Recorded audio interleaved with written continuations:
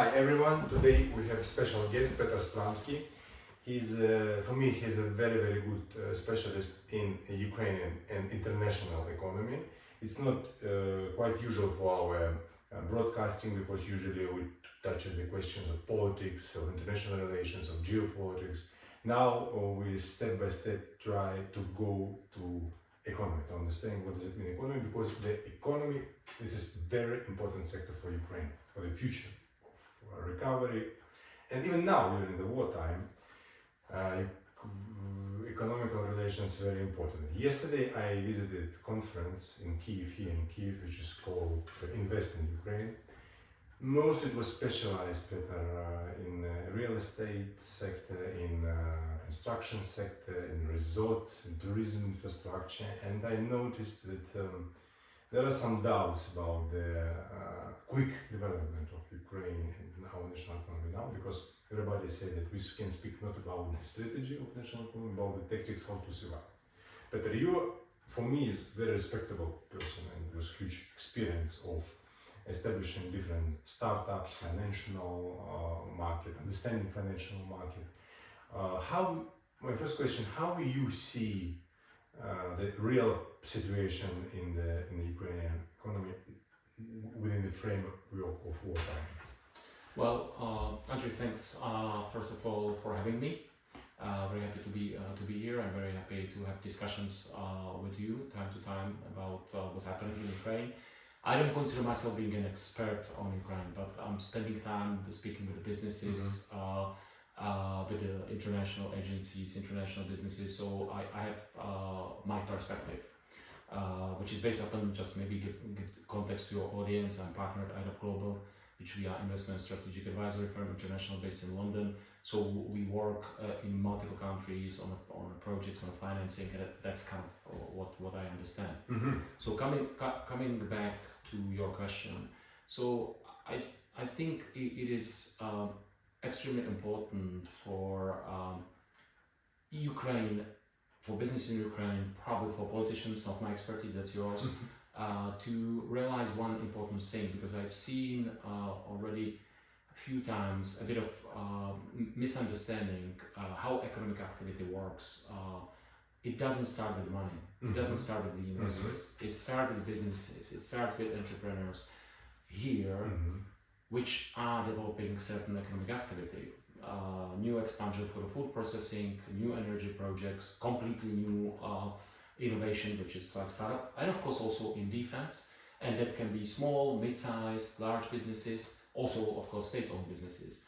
But this economic activity is the core, and these projects need to start from the ground, and then they can attract investment, they can attract financing, and they're creating the backbone of the economy. Now, what I guess without any surprise, what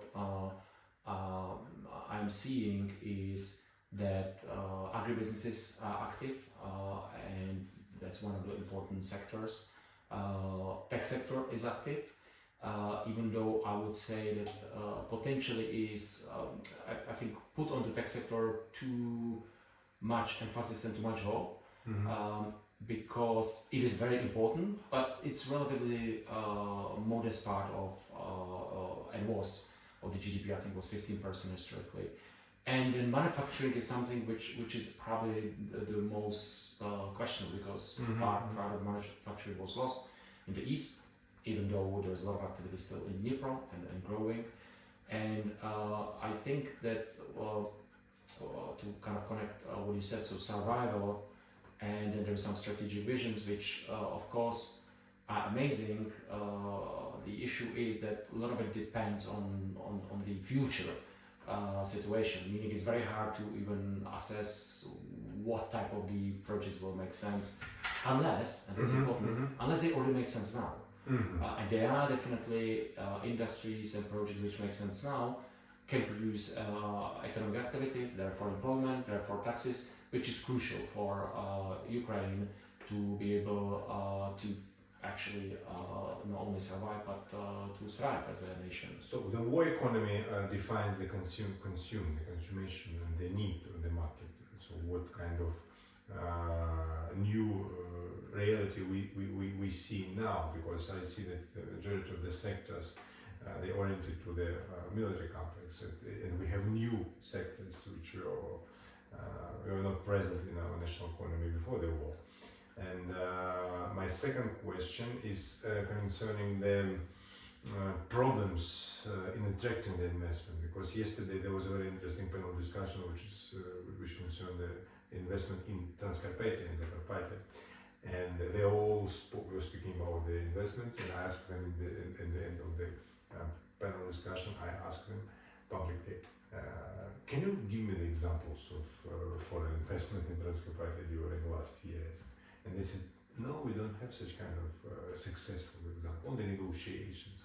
So I think that still we have a lot of problems with understanding by Ukrainian business entrepreneurship what does it mean startup, how to attract the investment. So what Ukrainians should do if they really want to be the partner in some investment projects or to organize the startups. So there's no magic about it, because whether it's in Ukraine, whether it's in UK or US, the fundamentals are the same. And it's of course, as I mentioned, it starts with the businesses or entrepreneurs to identify the right economic activity, which then they can actually plan and they can execute. Now, what I've seen so far is, I would say, kind of three types of situation. One, I would call it dream projects, meaning projects on a lot of pages of paper, but not really realistic, and for multiple reasons, either because they can't be done now, or actually there's no team behind it, and that's where probably the problem is they're not connected to anything. Second is where the more small businesses are having some activity which is defined by what is kind of close to them, they understand it, they see the exact opportunity, and they can realize it quite quickly. And I would argue those type of opportunities, they has to be financed from the local money, because they're too small for international investment, but also they are very tactical, meaning they have a lot of risks, which is nothing wrong about it. And so this is second type. Some of them are, or actually, of course, using financing from local banks, which are being held by international financial institutions. And then the third, which I believe is the most interesting, there's a fourth, which is big companies. Let's exclude it for a moment, because big companies are having no issues to get a financing for meaningful projects. They have access to international banks, they have access to IFIs and DFIs for a long time, and they're getting financing as well as state companies. The mid-sized sector, so mid-sized companies, so it's a couple of hundred employees, these are the most interesting for us as an IDAP, that's what we're focusing at, but these are most interesting also from a perspective that they are, from my point of view, the current and future backbone of the prosperity of Ukraine. Why? Because they're already big enough to provide meaningful employment, produce meaningful taxes, and on the other hand, you can have many of those companies, and means you don't have any monopolies or oligopolies. They just need to be really good. And coming back to what you mentioned about the consumption, at this moment, most of those companies need to focus on the export, because the domestic consumption is of course limited because of war, people, part of the people of the country, and there's a question how the consumption will look like in the future. That doesn't mean that the market doesn't exist. As a matter of fact, there are some parts of the market which are interesting, but for real growth of the Ukrainian economy, export-oriented mid-sized companies, I believe, are extremely important. And then those companies needs to be able to define good projects, to be able to document them well, and then they can approach forensic institutions. And you mentioned Transcarpathia. It's quite interesting because there is underdeveloped tourist infrastructure, actually that doesn't exist.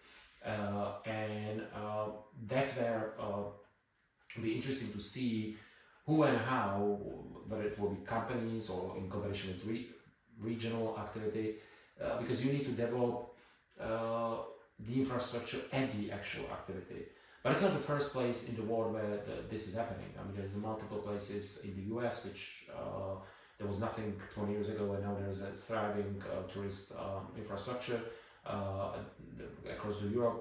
So I think in those situations, by the way, the best is to look around the world who did something very similar, and you always will find some similar business activity, some similar region, and then you just use the best practice already, and you don't try to invent something new. You mentioned the middle-sized companies, the middle-sized business. I would say and I totally agree with you that it's the future. Also, the big companies also important in the politics, the policy of government supporting all the national economy is very important. However, the middle-sized companies. What are the problems? So my last question: what are the problems and misunderstanding maybe from Ukrainian business, potential entrepreneurs of foreign investment now, foreign investors now, I would say? So I think if it is only like entrepreneurs who are not yet doing business, I think I will interrupt you, Peter. I think you understand already the Ukrainian mentality. For example, I want to start some kind of business. Yeah, my way of thinking is to find Peter or to find John or to find some kind of investor and say, look, I have this thing, buy it, or give me some money, I will open my business. But I think the foreigners, they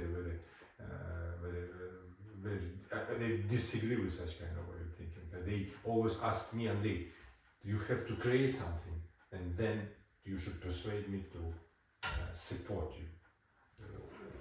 Maybe I'm wrong. So kind of coming back to what I said with the small businesses, they can be only financed locally. The reason for that is, so generally, as if you are someone who wants to be an entrepreneur, and that's important, not everyone should be an entrepreneur. That's kind of mistaken. The world and Ukraine as well doesn't need entrepreneurs only, because entrepreneurs can do, and I will get back to the mid-sized companies, can achieve the results only if they have people who are working with them. Meaning not everyone can just start companies.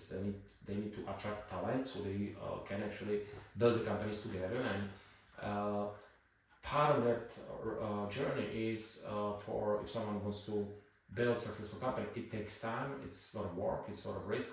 It's not about becoming rich. There's I think one misconception, and it's not about getting something for free or as you said, an example, you need to provide value. I mean, the core of the entrepreneurship is solving problems. So meaning you identify there is a problem, which and the term problem is better to translate a need. Meaning, for example, okay, in Germany, they want to have ability to get better access to wood products, for example. It's a illustrative example. Great, let's do those wood products they're looking for, so we can sell it to them, and that's how you start building the business, because business needs to provide value. Investors, in reality, are not there for supporting the business from a perspective of I'll give you money so we can do something. No, you're doing something which apparently someone is appreciating, which is customer. And therefore, I'm ready to provide you money so you can do more of it, you can do better, you can do it bigger. And that's where mid-sized companies are important, because they already know that.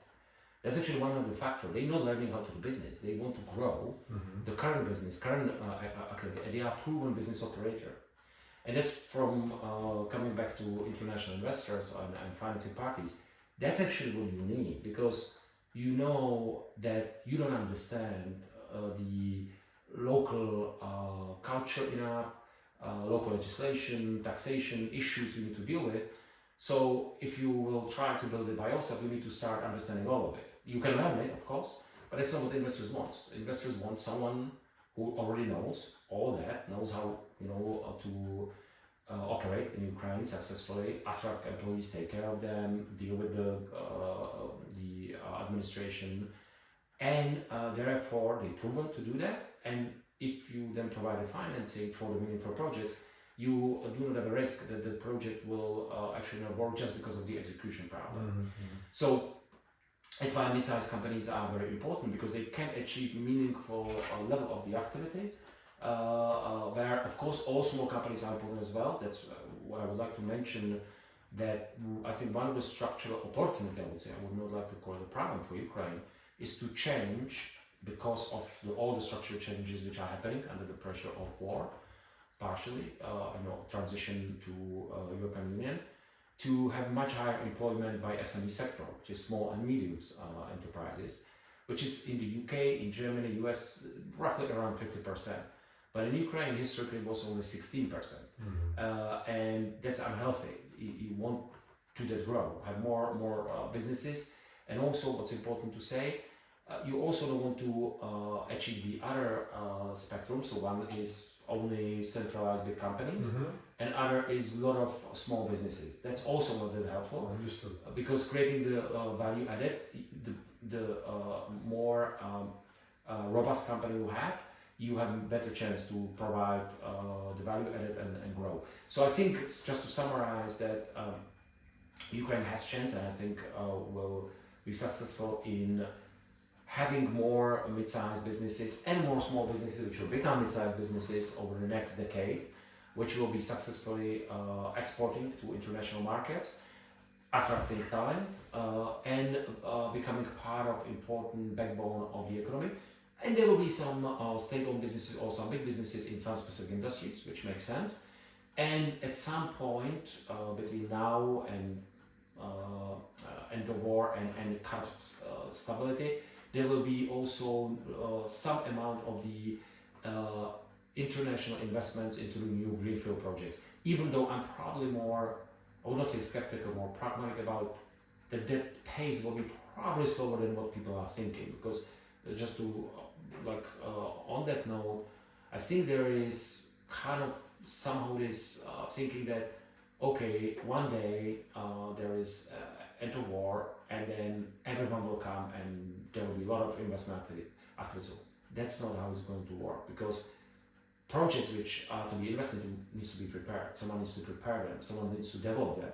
It only takes time, but I would say that's probably more local businesses to develop them, to attract them bigger investors into those projects.